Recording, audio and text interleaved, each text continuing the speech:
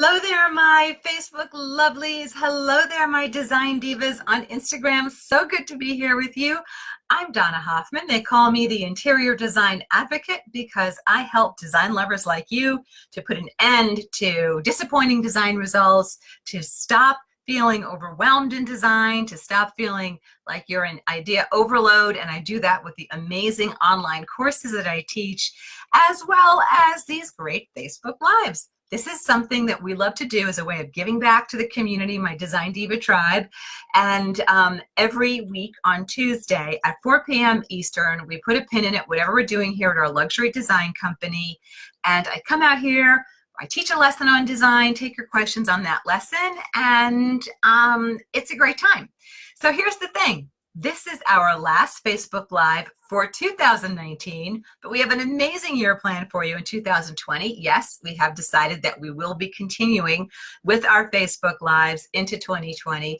And although we've got a great calendar planned for you, everything's written in Jello, right? Except death and taxes. What's that expression? I don't know what the expression is, but anyway, so if there's something you'd love to see us offer in 2020 in the way of Facebook Live, feel free to pop that into the comment section as well. So because everybody's brain is pretty solidly on holidays right now, not a lot of new design projects starting, although you would be surprised. I've been talking to some people in our luxury design side of our business, talking to people about starting design builds. But anyway, that's another story. So anyway, because we know that this time of year, it's a softer moment for design, you're thinking of other things. So we thought, well, what can we talk about this week that would be immediately actionable and useful for you for the holiday entertaining that you're doing? So we started to talk about flower arranging a couple of weeks ago, and you guys liked it. So we said, okay, why don't we talk about favorite centerpiece ideas?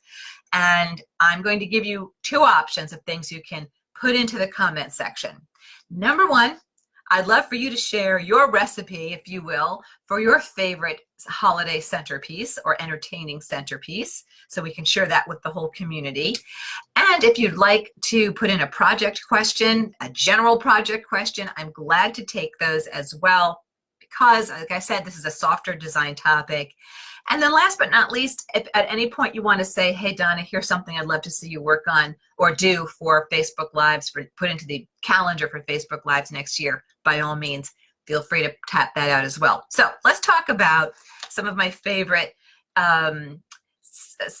tips and strategies when it comes to centerpieces. And you probably think I'm going to start with flowers, and I'm not going to.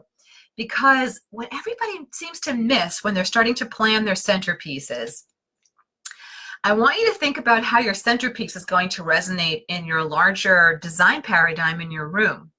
And if it's for holiday, chances are you might be breaking out certain holiday china, you might be changing up your color scheme. Well, that's all important to put into the mix when you are selecting the containers that things are going to go into, right? But before we even go there, I want to back up and have you first think about strategically, you know, what do you, let me get this, thanks. I look radioactive on my phone. I hope I look normal on Instagram. But anyway, I have not been eating radioactive material. I'm glowing right now on Instagram. But anyway, I want you to think about what are you going to do with that centerpiece once you start serving, right? Once you bring out the turkey or once you bring out the ham. So there are three different ways to do centerpieces. You can do a centralized centerpiece, you can do a dispersed centerpiece, and you can do a clustered centerpiece, okay? So we're gonna talk about those. But what I want you to think about is what happens when the food comes out onto the table. Is that centerpiece going to stay on the table? And if so, people need to be able to see over it and be able to talk, but also the foods that you bring out have to fit onto the table as well. So you want to plan that into your centerpiece planning. The other option is to create a centerpiece that you know you're going to have on the table when guests arrive, but you're going to default it. You're going to clear it and default it someplace else when you're serving. Well, where are you putting it? And it's got to look great there too. It shouldn't look crammed onto a sideboard or shoved into a corner. So you really want to kind of choreograph that so that for you as a hostess, it looks beautiful when guests arrive. You have a very easy place already planned to default things. If you are clearing it from your table and you know how to ask a guest, hey, could you move that to that, you know, that sideboard or to that counter or whatever, and you know it's going to look pretty in its new location. Okay, so give a little bit of thought or a lot of bit of thought to how you want your centerpiece to function. Now, if you have a centerpiece that you're doing for a buffet table, it's a big open house, you don't have to worry about clearing it at all. Okay, so give thought to the functionality of that centerpiece. Then you want to give thought to the design perspective on that centerpiece. So you're making sure that you're picking containers, colors, that make sense with the beautiful surroundings, right? Not just your home surroundings, the room that it's in, but also the other dishware and tabletop servingware that you have there. So it doesn't look like this out of place, wicker basket on a table that has, elegant crystal or beautiful, I don't know what, beautiful china. So the three different kinds of centerpieces that I find are really beautiful and easy to work with, as I started to mention, there's a centralized centerpiece, there is the dispersed centerpiece, and then there's the clustered centerpiece. Okay, so for a centralized centerpiece, as you might guess from the title of it, it sits in the center of your table. Yeah, it can be a single flower arrangement or an arrangement of greenery, but it can also be something like a tray that you then added candles to, some holiday greens, some holiday red berries, and there you go. You've got a centerpiece. It's an easy tray. It's central to the table. It's in the center of the table. And if you want to clear it when it comes time to serving, it's an easy move to your sideboard. It may mean that you have to choreograph a little bit and have a space already cleared away to the secondary area where you're going to move that centerpiece once you start bringing the food out. So for centralized centerpieces, really great to do things on trays, do things in low-footed containers, and certainly whether you want to work with flowers, all one color flower, all the same flower, all greenery, greenery with some berries, greenery with some Christmas balls placed into it, greenery with some flower in there, super easy, right? Or a tray with herbs on it and candles, or a tray with, like I said, greenery, right? Or a tray with Christmas ornaments, or a tray with different Hanukkah menorahs that you have, and then maybe something pretty, some mossy something on the base, okay? So a centralized piece is just going to kind of anchor the center of the table, center stage. Well, another thing that you can do, which you may or may not want to clear once you bring out the food when you're serving, is a split or disperse. Am I saying that right? I made these terms up and now I want to make sure I'm honoring them. Okay, centralized I talked about, dispersed, and clustered. So clustered centerpiece is something different. I like doing cluster centerpieces when I think I may want to keep them on the table when I serve, or when I want to make them very easy to clear if I do want to clear them when the food comes out. Clustered containers would be things that are 6-inch tall, maybe 7-inch tall, 6-inch around, 7-inch around, and you do 2 of them, one on each end of a long table, or you do 3 of them, so that they could potentially stay on the table when you're bringing your food out if you're doing a served dinner or served luncheon or a served Christmas brunch or something. But they're also easier to clear because 2 of those containers might go onto a sideboard and 1 might go onto a coffee table. And again, you have your helpers at holiday time. For me, it's always my nephews and my nieces, and I'll say, hey, Philip, can you do this? Hey, Stacy, can you grab that? Because people like being involved in things, right? So with clustered arrangements, you think of taking your single arrangement and breaking it out into 2 different containers or 3 different containers. Again, same note before, be careful in your container selection so that it's low enough to be able to see over, but that the type of container that you're selecting really works beautifully and seamlessly and complements everything else on your table and complements the surrounding as well. So, and with those kind of clustered arrangements, kind of easy to still bring out your trivets and your hot things and your salad or whatever if you like to serve family style rather than, bringing out serving very formally. Most of us are doing kind of family style serving. So with those clustered arrangements that are moved through the table, easier to do that. But if you put a lot of food on your table, which I tend to do, my mother always taught me, better for guests to feel a greater abundance than, oh my gosh, I don't want to take the last, piece of chicken. So if you like to put a lot of food out on your table, I tend to do a served first course, like I'll have the salad already waiting, or maybe perhaps some sort of appetizer already waiting at guests' places. But then once I clear that, then it's a free for all, and all the food comes out to the table, and just, be careful and, watch your fork.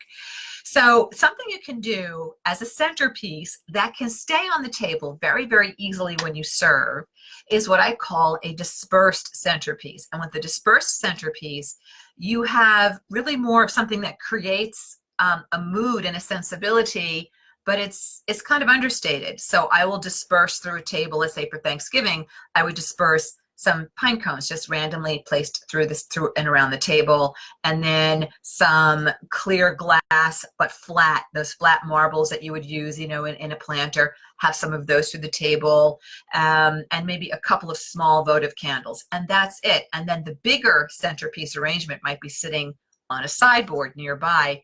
Doesn't have to be moved out of the way. All of my serving pieces can come out, and we're just sort of like moving a pine cone or a votive candle out of the way. What kind of things can you do in dispersed arrangements? You want to do things that aren't going to roll. So if you're going to do some dispersed round Christmas balls, you might want to do something that has a little bit of a sticky tack on the bottom, so they're not really rolling around uncontrollably. But certainly pine cones, greenery, small candles. I'm talking like literally those little teeny, like almost tea lights, or those little teeny votive candles. Make sure you don't have to worry about wax dripping in crazy places. You can do beads. You can break apart, beads on strings, pearls, that sort of thing. And again, the nice thing about these dispersed arrangements is guests, as they're helping you bring things out to the table, they're just sort of zhuzhing things out of the way. So you can do a centralized something as your centerpiece. You can do something that is clustered into 2 or 3 containers. And then you can do something that's just very dispersed, more subtle, but also very beautiful. And when you do those dispersed arrangements, you want a really pretty napkin fold on the table. You want really pretty place cards, really pretty glassware, stemware on the table, because the centerpiece isn't driving as much of the look of the table. Is part of the overall, but it's not giving you that single wow. But you can do some interesting things with a really dispersed centerpiece idea like that. So hopefully those help you. Would love to know what it is that are your favorite recipes for centerpieces, either here at holiday time or some other time, no problem. I want to let you know also, nose itch. This is our last Facebook Live for this year, but we are definitely going to be doing these again next year. You guys have loved them, so we're going to keep them going. We've got some great things planned for you. But if you have a particular topic you'd love to see me handle in 2020, by all means, pop it into the questions, into the comment section. And if you have a project question you want to throw out to me now, as long as I don't need to see a picture, I'm happy to take it. So I'm going to pop my specs on. Oh, and when we're back, so next week there is no Facebook Live because of the holidays. We're going to be on vacation here. And then our next Facebook Live will be on January 7th. And we will be talking about, what are we talking about? We're talking about, oh, this is a goodie, decorating fear of making a decision, what's holding you back. We're going to drill into that so that you become a powerhouse design diva in 2020. I love it. Okay, so let me scooch my specs back on, see what's going on here. Jen McKenna is saying she's so happy that we're continuing the Facebook Lives.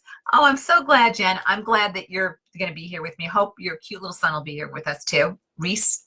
Cheryl's saying, hey, Merry Christmas. Merry Christmas back to you, Cheryl. Thank you so much. Judith is saying an idea for next year is accessorizing coffee tables, practical and family proof. Practical and family proof. And you know what, Judith? People sometimes ask me about pets, like with the big tail. What do you do on a coffee table? Answer, heavy accessories. But anyway, okay, Katie, can you write that down? Idea for next year, accessorizing coffee tables, practical and family proof. I like that, Judith. Very succinct. All right, so from Instagram, we're getting, I was gifted champagne bronze accessories for my bathroom. Towel ring robe hook. What color fixture could I use with them? You mean light fixture? Champagne bronze. What is champagne bronze? That's like a light golden bronze, kind of. I think you could go gold with your light fixture. I think you could do a silver with those two. I think that could be pretty. So hopefully that helps you. Towel towering robe hook. I got to tell you, whoever gifted you those things, they don't know the secret. Never give people gifts that they're supposed to display in their home, because if they don't like what you gave them, I had a client who literally, their mother-in-law gave them a painting that they hated. I don't know if you know this story. I'm not going to say who it is. They bought an easel so that when the mother-in-law came over, they put the easel out, put this really ugly painting out on the easel, and as soon as she left, boom, painting went back into the attic or the basement, easel was cleared. The best gift to give to somebody for their home is either, hey, let me take you shopping and you can pick out something and I'll buy it for you, or just write them a check. But that is another story. All right. So Linda is saying Merry Christmas. Merry Christmas to you too, is Linda. And Joan is saying Happy Holidays. Happy holiday to you as well, Joan. I hope you guys have great plans for the holidays. We're going to be taking some time off here in our company. We have our company luncheon on Friday. A nice architect that we will be doing some work with in the coming year has invited us to his luncheon thing, or whatever, his holiday thing on Friday. And then it's some time off. Really looking forward to that. Okay, so this next topic will be January 7th. How to get rid of decorating fear, what's holding you back. If you are not already following us on Instagram, what you doing, girlfriend? Give us a follow at decorating.genius. That's at decorating.genius. And if you missed any part of this live or any of our lives, you can always find us on YouTube. So that's pretty easy as well. All right, lovelies. If there are any questions that you have about a project, feel free to ask. And if not, I'm happy to wrap this early. If there are any other ideas for Facebook Lives that you want to send out to me now, feel free. And if you have a recipe that you want to share for a favorite centerpiece, feel free to do that as well. This is last call. And again, I realize holiday time, not exactly a super busy time for design because everybody's running around like mad buying their Christmas gifts. You know, I hate going to the stores this time of year, truly hate it, but I had to. And I was in a department store on Saturday, and it was mobbed and the lines were so long, and this woman behind me was having a conversation over me to the couple in their 40s, you know, ahead of me. So I looked behind us and said, do you want to join them? Are you with them? And there was a big line of people behind me. But I thought, you know, they're together. They probably want to leave together. You would think I had just written her $1 million check. She was so happy that I had said, hey, jump ahead of me. And she couldn't believe how nice I was. I said, you know, what's the point? You know, you just got to just go with it. It's crowded. So there you go. I hope if you are in the stores right now, you're bringing your extra set of patience. Okay, for the champagne's bronze question, I was talking about plumbing fixtures. Oh, plumbing fixtures. I was gifted champagne bronze accessories for the towering robe hook. What color fixture should I use for plumbing?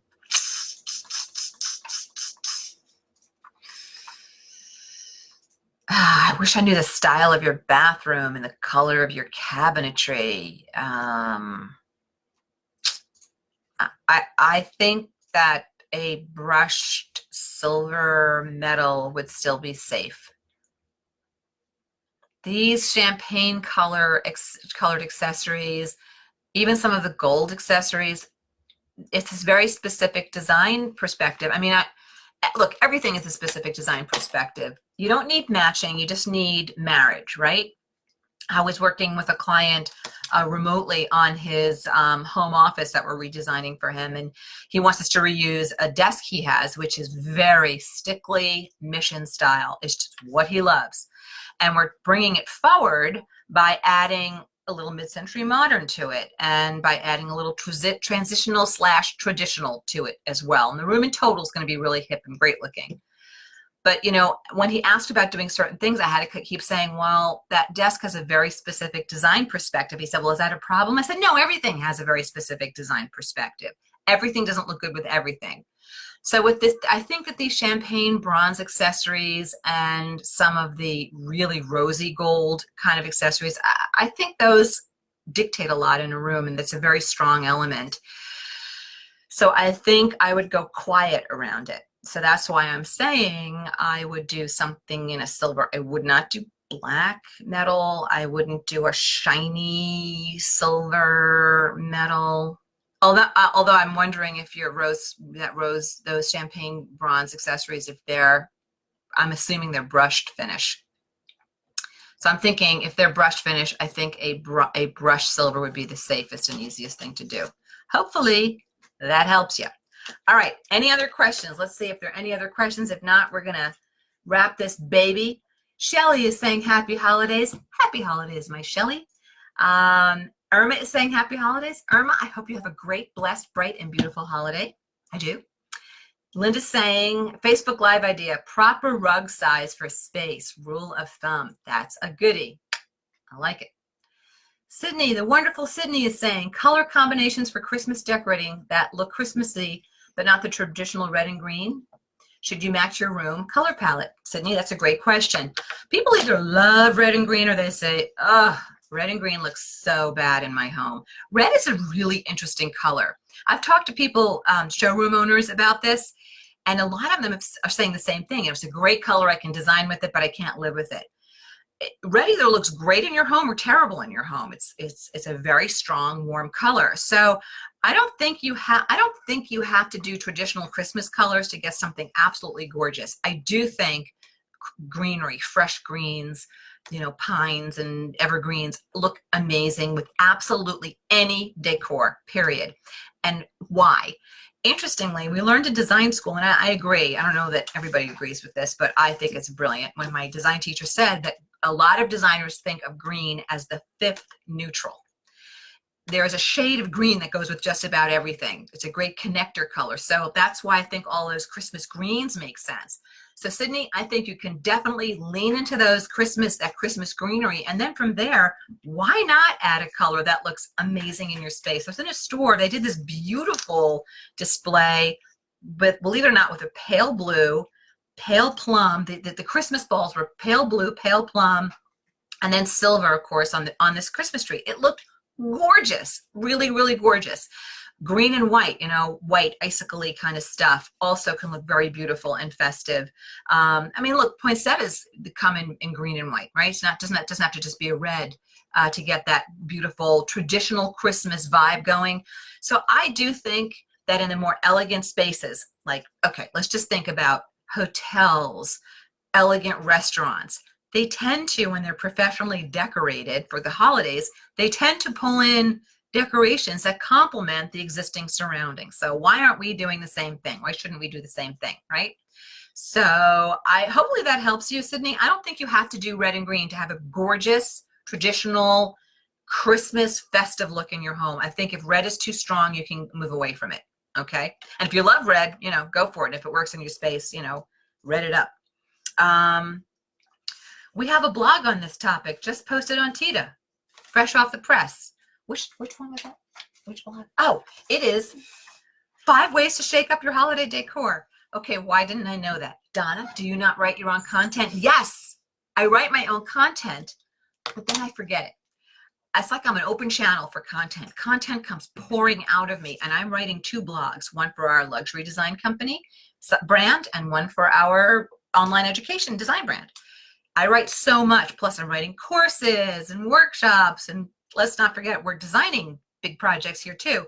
So once I write them, I go, oh, that's good. And then we put it into a calendar and it gets published. So that's why I didn't know what was coming out now. But anyway, go to theinteriordesignadvocate.com. You will see a great blog written by yours truly called 5 Ways to Shake Up Your Holiday Decor. 5 Ways to Shake Up Your Holiday Decor. And it's a good one. It's a good blog. All right, so helpfully, Sid, that helped you. Let's see if there are any other comments, questions, or threats. I don't see anything there. I don't see anything on Insta. Are we good? Mm-hmm. We're good. Lovelies. Okay, here we go. Here's my end of year wish for you. If you celebrate Christmas, I hope your Christmas is blessed and beautiful and bright and abundant. And I hope it is filled with everything you want in terms of family and friends and just tickles you down to your toes. And if you celebrate Hanukkah, I hope your Hanukkah is bright and blessed and filled with family and friends and filled with light. And I am wishing for all of you a new year that is filled to the brim and beyond with everything you want most. I want that for you as well. I can't wait to see you in 2020. We'll be doing great things with you here in our Facebook Lives. We've got some amazing things planned for some courses that we'll be launching for you as well, and other great initiatives. I can't wait to see your home become that beautiful, treasurable, marvelous, livable, life-enhancing experience that I want for you, that you want for you, beauty that feeds you from the inside out. Okay, loves, I will see you in 2020. Hugs and kisses to you. Thank you so much for being here with me today, and I'll see you in the new year.